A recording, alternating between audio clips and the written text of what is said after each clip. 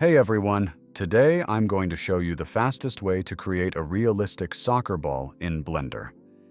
It's a lot easier than it looks if you know the right tricks. Start by adding an Ico Sphere. In the settings, change the subdivisions to 2. This gives us that perfect hexagonal and pentagonal base we need.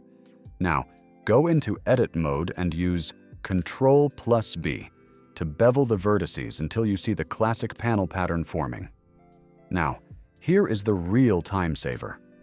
Instead of clicking every single panel manually, just select one face and press Shift+G. This is the Select Similar menu. Choose Area or Polygon Sides to instantly select every identical face on the ball. It's a game changer for working with complex geometry like this. With everything selected, just extrude them slightly inward, add a subdivision surface modifier, and apply your black and white materials. And just like that, you've got a professional soccer ball. If this shortcut helped you speed up your workflow, make sure to hit that like button and subscribe to Blend Tweaks for more Blender tips. Happy blending!